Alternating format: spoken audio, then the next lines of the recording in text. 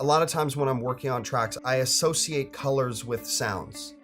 Sometimes I'll listen to a song and I'll just see a lot of like shades of orange or shades of blue maybe. And when I listen to Euphoria, I just see like shades of the rainbow.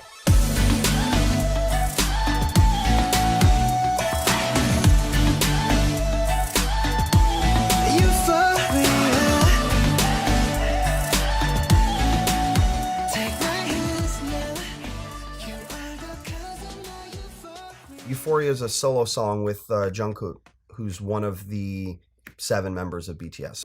You know, I sent it to them, and then, I mean, he's such an incredible singer, and I heard this amazing vocal back, and they added some really cool vocal harmonies in the hook, which I thought just added so much more to the drop. And to me, creatively, they're pushing the boundaries so far. There's a lot of fearlessness in the art that they make and how they create it. When I started Euphoria, initially it was an idea from a writer who I was working with, Candace Sosa. She plays guitar, and I was inspired by the sound that was in this initial little demo. And I said, all right, let me take that and work with it. And it sort of all just came together really fluidly and naturally.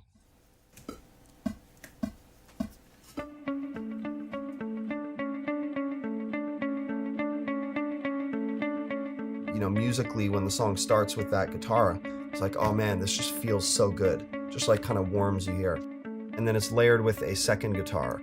One is panned to the left, one is panned a little to the right. By itself, it's a very simple part. And then together, you just get some nice harmonics off the two, and it feels great. So once I have that, the piano comes in, and the piano is really driving the song just melodically from the chords and just where the song is moving.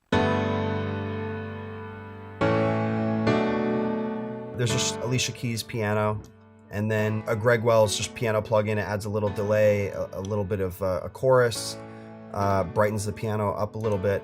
So those 2 guitar sounds in the piano basically start off the song. That's the intro of the song, and then also the first 4 bars of the first verse. The chords are just so pretty, and they lend themselves to really nice vocal melodies on top of it. So that was a really good foundation for where the rest of the song went.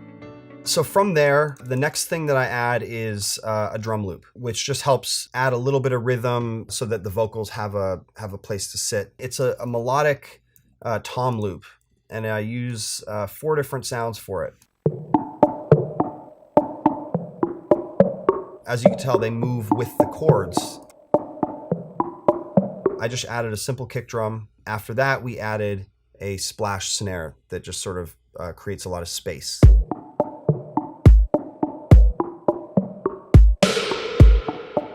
So after the drums were added, we have the guitar and the piano. Just in that second half of the verse, I added 2 pad sounds. It just allows the song to grow a little bit, and it sort of anticipates what's going to happen next. And so once those pads were added, that was basically the entire section.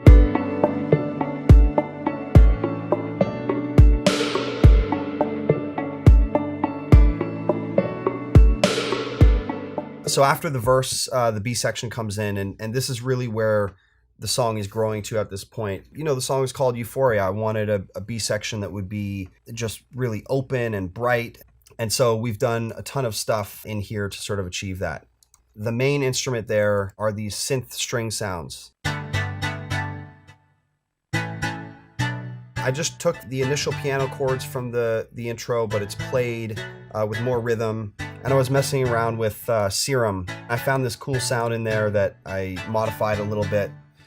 So after I had added the strings, the next thing I wanted to add was a synth pad. And I found this really cool preset in Sylenth, which I then modified a bit, called Pong. Then the way that I processed it is I added a filter that would open up as the section moved along, making our way towards the chorus.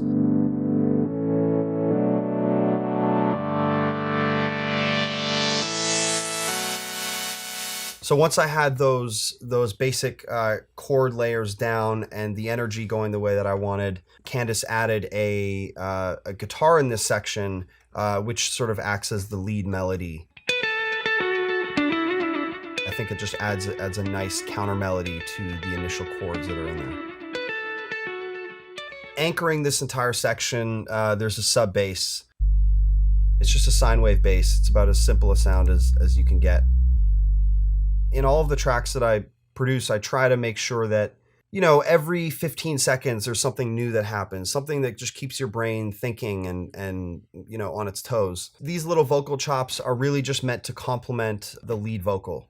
저기 멀리서 바다가 들려 꿈을 건너서 숲을 넘어라. So after a few other smaller sounds are added, this is what that entire B section sounds like.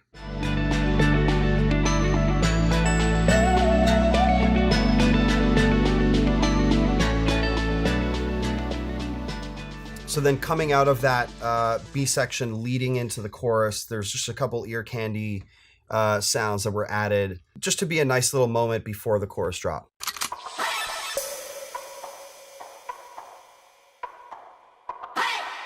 Sometimes music is like a collage, and you just take these cool sounds and you try to see how they can play off one another and how they fit in, and a lot of it's just experimenting and messing around with it. So now once we get to the chorus, this is sort of the release for the whole song. Everything opens up, so it gets nice and bright, the energy changes. This whole section was built around a main stab chord sound. I just found this really interesting synth, and it's got a slow attack on it. I've layered it with a filtered version just to get a little more low end out of the EQ.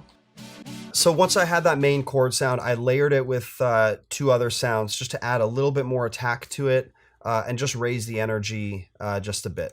And they're playing the exact same thing, it's just some sonic layers. And then finally, the last thing that was layered was these same strings from the B section. So once I had all of those main chords, the next thing I added was a bass pluck sound. And I've actually filtered out a lot of the low-end frequencies from it. And I think it just added some interesting rhythms in between what was happening with the chords. There's already a lot going on in the hook synth-wise, but there is a bass there that sort of just follows the same chords that all those synths are doing.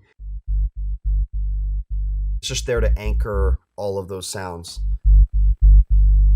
So then finally in the chorus, we get to the drums. As you can see, there is a lot of drums, but if I play them all together, I don't think it really sounds like it's a lot. A lot of these little percussion things just happen one time, or they hit at little moments just to get a nice bounce happening. So I'll start adding them one by one so you can see what happened there.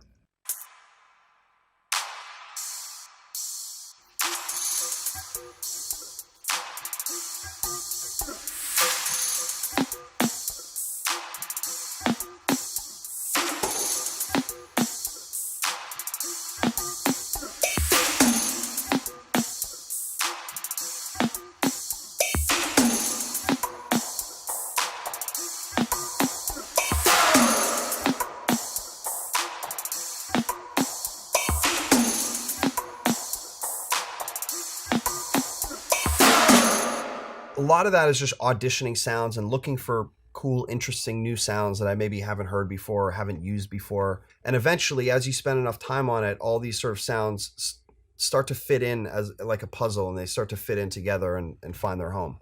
Once you add the main kick and snare, the hook drums sound like this.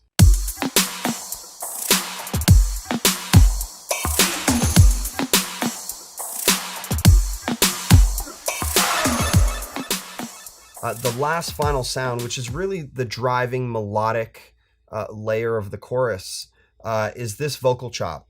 Really, it started as layers of our initial demo vocal. I chopped it up in a way where melodically, I just liked what it did melodically. I didn't care if the words made sense or anything, because then I processed it quite heavily so that none of the words are discernible anymore.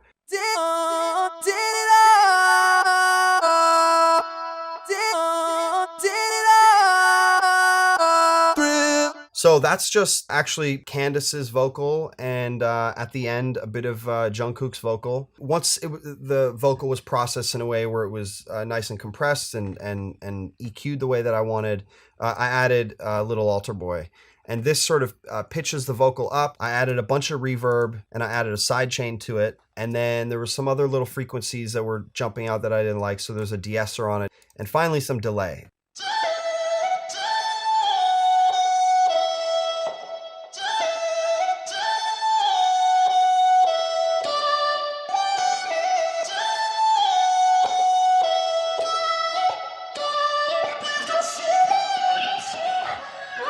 When I first sent BTS and their label my original demo of the song, it already had this vocal chop in it. And then once I got vocals back from Jungkook, I implemented some of his vocal layers into it just so that it would blend with the vocals that were happening in the chorus. And it would just end up being a doubled layer of what he was already doing in the chorus. And so here's how the whole chorus sounds.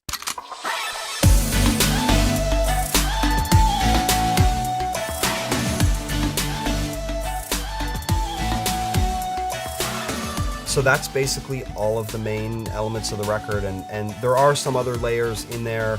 As you can tell, like it's a fairly complex production.